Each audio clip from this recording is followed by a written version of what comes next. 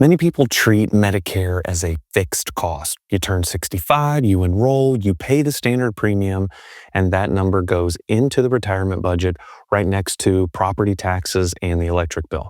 For a lot of people, that is exactly how it works. For a lot of people watching this, it isn't. Medicare Part B and Medicare prescription drug coverage are income tested. Above a certain income, you pay a surcharge on top of the standard premium. Social Security calls it the income-related monthly adjustment amount. Because we love our acronyms, we call it IRMAA.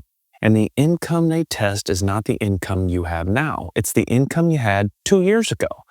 I have had this conversation with people before. Someone does everything right, they retire, they look at a year where their taxable income has finally dropped. They run a Roth conversion into the room they have in their tax bracket, and it is a good decision. The math works. Then 2 years later, a letter arrives from the Social Security Administration saying their Medicare premium is going up by a few $100s a month, and they want to know what they did wrong. Usually the answer is nothing. The conversion still made sense, but there is a second set of income thresholds sitting underneath the tax brackets. They don't line up with the tax brackets, and they are easy to miss when your attention is on the bracket math. I'm Josh Duncan, partner at F5 Financial Planning, where we take a fiduciary approach to maximizing our clients' wealth. Today, you'll learn how this surcharge is calculated, which year of income it actually uses, why crossing one of these thresholds by a single dollar costs so much more than you would expect, and 4 things you can do about it. I've also put together a multi-page reference sheet with the current IRMAA brackets and action steps, and you can download it from the link in the description. Let's start with the standard premium. In 2026, standard Part B is $202.90 a month. That is what most people on Medicare pay. Above the first income threshold, you pay that standard premium plus a surcharge. There are 5 surcharge tiers and they climb quickly. There's a second piece that gets missed. The surcharge applies to Part B and to your prescription drug coverage separately. Part D doesn't have a single standard premium the way Part B does because plan premiums vary. So the surcharge gets added on top of whatever your plan charges, and it comes out of your Social Security payment regardless of how you normally pay your drug plan. When you cross a threshold, 2 numbers go up, not 1. Here's what the first tier looks like this year. A single filer with income above $109,000 or a married couple filing jointly above $218,000 pays an extra $81.20 a month for Part B and an extra $14.50 a month for Part D. That's $95.70 a month per person. For a couple where both spouses are on Medicare, it's double because the surcharge is charged per person, not per household. Call it roughly $2,300 a year for a couple sitting in the very first tier. At the top tier, single filers at $500,000 or couples at $750,000, the surcharges run $578 per person per month. For a couple, that is about $13,872 a year on top of the standard premiums. 2 neighbors, same age, same doctor, same hospital, same coverage. One pays the standard premium, the other pays several times that. The difference is a tax return neither of them was thinking about when they filed it. The mistake I see most often at this stage is a retirement plan built on the standard premium and nothing else. Someone budgets $202.90 a month per person and moves on. If your income puts you in even the first tier, that budget is off by roughly $2,300 a year for a couple. Every year it applies. So this is the part that changes how you plan. Social Security doesn't know what you earn this year.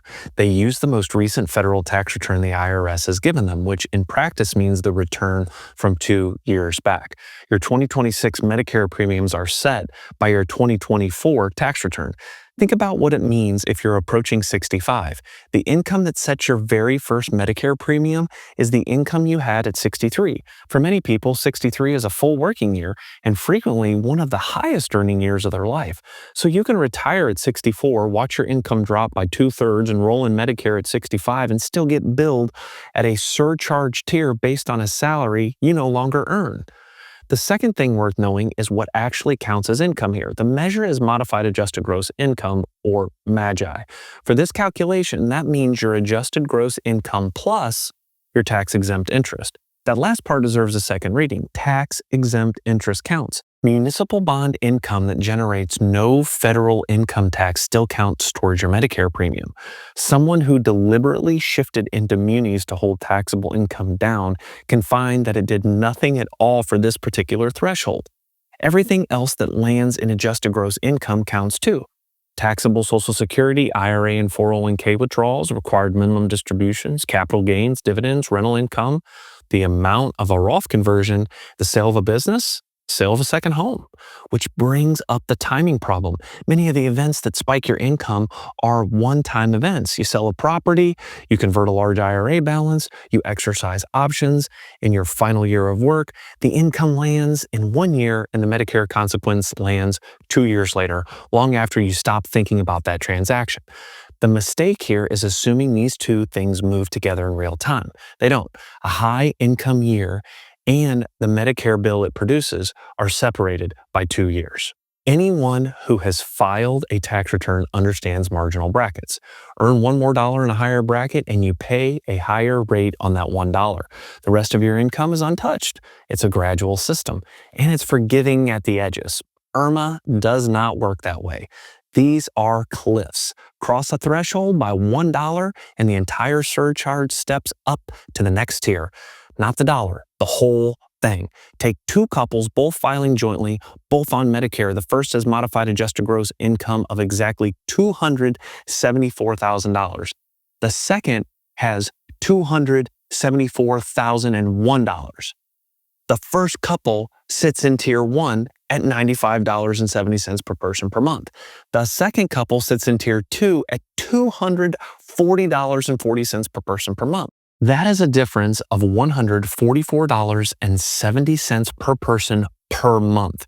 For the couple across 12 months, $1 of income costs $3,472.80. There is no rounding, no phase-in, no partial credit for being close. You are either under the line or over it. This is why the tax bracket by itself is not enough to plan against. The IRMAA thresholds and the federal tax brackets sit at completely different income levels. You can fill a tax bracket perfectly with a Roth conversion and still push yourself over an IRMAA cliff you never looked at. That's the mistake worth avoiding. Optimizing a conversion or a capital gain right up to the edge of the tax bracket while only checking one of the two sets of thresholds that matter. So, what can you actually do about it? 4 things. First, plan the look-back year, not the current year. If you expect to be on Medicare in 2028, the year that matters is 2026. Before you finalize a Roth conversion, a large capital gain, or a property sale, look at where that income lands against the IRMAA thresholds and not just against your tax bracket.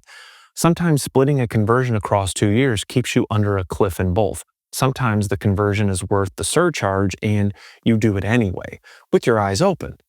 Either way, it becomes a decision instead of a surprise. Second, and this is the most useful thing in this video, file Form SSA 44 when your income drops for a qualifying reason. Social Security lets you request a new determination based on your current income rather than the 2-year-old return if you've had what they call a life-changing event. Retiring counts, reducing your hours counts. So to marriage, divorce, the death of a spouse, the loss of income-producing property, the termination or reorganization of an employer's pension plan, and a settlement from an employer because of a closure or bankruptcy.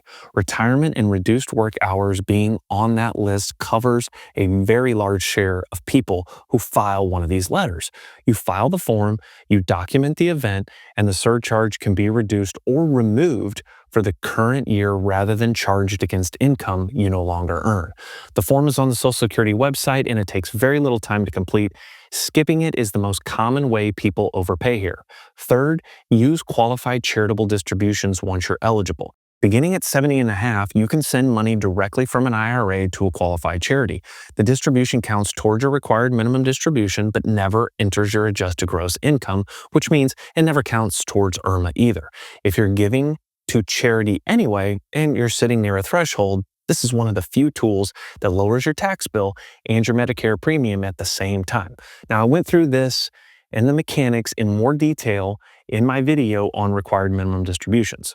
Fourth, appeal when the information is simply wrong. If Social Security used an older return than the one you filed, or if you amended your return afterward, you can have it corrected. If you disagree with the determination itself, there's a formal reconsideration process. Neither of those requires a life-changing event because you aren't asking for an exception, you're asking them to use the right number. One caution across all of this, these figures change every year. If the thresholds are indexed, the standard premium moves, and the surcharge amounts move with it. The reference sheet linked below carries this year's numbers, and it's worth confirming against the Social Security website before you make a decision that turns on a specific threshold. Because the answer depends on your own return, your own timeline, and your own goals. This is a conversation to have with your financial planner and your tax professional before you act on it. Now, Medicare is not a fixed cost at 65, and planning as though it were leaves money on the table. Part B and prescription drug coverage are both income tested, and the income they test comes from 2 years back, which means the planning happens 2 years before the premium does. Modified adjusted gross income for this purpose includes tax-exempt interest, so municipal bonds don't help you here. The thresholds are cliffs rather than gradual brackets, so a single dollar over a line can cost a couple thousands of dollars in 1 year. And when your income drops because you're retired or cut back your hours, Form SSA 44 exists precisely so you don't have to pay a surcharge on income you no longer have. None of this is difficult once you can see it. It's expensive because it runs on a 2-year delay, and by the time the letter arrives, the year it was based on is already closed. This is exactly the kind of thing a fiduciary planner should be watching on your behalf. Not only what a decision cost you in tax this year, but what it sets in motion 2 years out. When we run a Roth conversion for a client, the IRMAA thresholds are part of the same conversation because the goal was never to win a single line on a tax return. The goal is to keep more of your money working towards what you actually wanted to do. Well, thanks for joining me today. If you would like to learn more about how F5 Financial Planning helps our clients achieve financial freedom for personal significance, please visit our website at www.f5fp.com.